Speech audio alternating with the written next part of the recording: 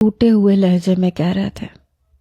میں جانتا تھا وہ اپنے بھائی کے بغیر نہیں رہ سکتے، لیکن جو کام شہروز اور زینب نے کیا تھا اس نے میرے اس گھر کو بکھیر کے رکھ دیا تھا۔ میں نے کہا نہیں ابا، آپ ایسا کچھ نہیں کریں گے، اس میں چچا حفیظ کا کوئی قصور نہیں ہے، انہوں نے تو بہت مارا تھا شہروز کو۔ میرے والد اٹھ کے میرے پاس آ گئے، کہنے لگے میں تمہیں دکھی نہیں دیکھ سکتا۔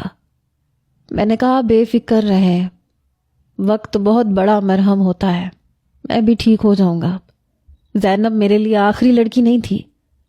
میری والدہ کہنے لگی میں تمہارے لیے بہت خوبصورت لڑکی ڈھونڈوں گی، تم بے فکر رہو۔ میں نے کہا ضرور ڈھونڈیے گا، لیکن ابھی نہیں، میں ابھی شادی نہیں کرنا چاہتا، مجھے تھوڑا سا وقت چاہیے امی، تاکہ جو بھی میری زندگی میں آئے اس کے ساتھ انصاف کر سکوں، لیکن اتنی جلدی یہ ممکن نہیں ہے۔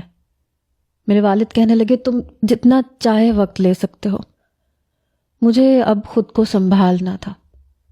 کچھ دیر بعد عیسیٰ بھی کمرے سے باہر آیا تو بہت پریشان تھا، کہنے لگا مجھے تو یقین ہی نہیں آتا، زینب اور شہروز۔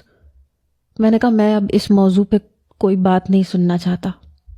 یوں تو میرے چچا کی فیملی اوپر رہتی تھی، شہروز، چاچا، چاچی تینوں ہی اوپر کے پورشن میں رہتے تھے، البتہ نور بانو کا کمرہ نیچے ہی تھا۔ حالانکہ جب وہ چھوٹی تھی تو وہ اوپر ہی رہتی تھی اور اس کا اوپر کمرہ موجود بھی تھا، لیکن 10 سال کی عمر میں ضد کر کے اس نے نیچے رہنا شروع کر دیا تھا، ہمارے پورشن میں۔ کھانا بھی یہیں کھاتی تھی، زیادہ تر وقت وہ یہیں گزارتی تھی۔ کبھی کبھی چچی اسے کہتی تھی کہ مجھے تو لگتا ہے تم میری بیٹی نہیں انہی کی بیٹی ہو، اور وہ کہتی تھی کہ مجھے تو یہیں رہنا ہے۔ ابھی بھی اس کا کمرہ بند تھا۔